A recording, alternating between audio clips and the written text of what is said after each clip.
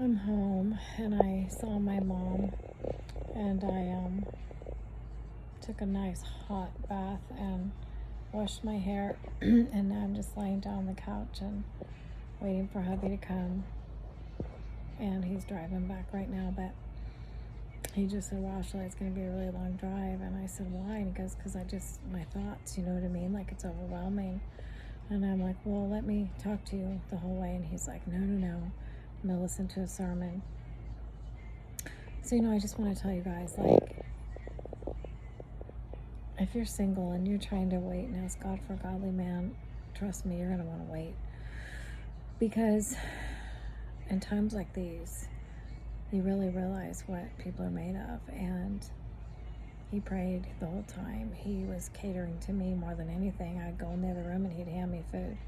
He was monitoring Mom's heart rate or pulse. He was checking out everybody in the room, like, what can I do to help anybody? And he was taking out fluids out of his mom's lungs, and he was just super, super attentive. And how many sons do you know that's like, yes, I'll change your diaper? Him and I were changing her stuff with his sister. And how many sons, well, his brothers actually helped in the last couple of years too, but it's like, how many sons do you know and slash husbands that will pray, that will talk, that will get right in the heat of things when it's yucky, when it's ugly, when it's scary, when it's traumatic? And I can say he does all that without even thinking. And his name means gift from God. That's what Matthew means. And I'll tell you what, I realized this week, probably more than any other time in 3 years I've known him, that he's a champion. I mean, he just does what needs to be done, and especially caring for his mom. And if you have a guy who loves his mom, you're going to have a godly man who's going to love you. I'm telling you what, because they've learned how to be kind and thoughtful and loving, and he was so attentive to her, not in a weird way or like a codependent way, just a very loving, godly way. And it's like, he didn't want to leave her side, and I didn't want to leave her side. So for all you women out there hanging in there, divorced, and you've been praying and you're on dating apps and you're just like, God, where's that godly man? Trust me, it was 17 years for me.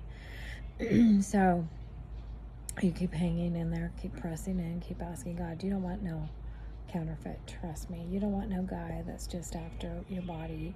You don't want a guy who's like crazy in debt, gambling, into porn, drinking. You want somebody who's seeking God first and then seeking you.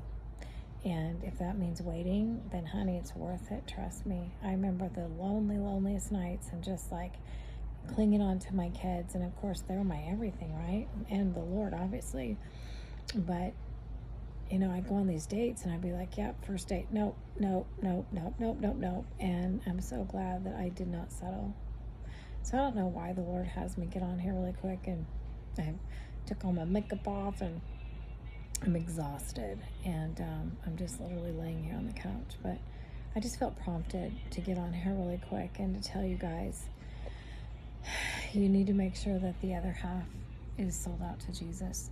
And when you join your life with somebody, it's so critical to know, is their first response going to be to pray? Is their first response, like he said to me, that she was in a place, and he goes, Shelly, the Lord's telling me we got to get her out and get her home. And I'm like, he's like, but I'm kind of nervous to just say that because she's been in so many, places, hospitals.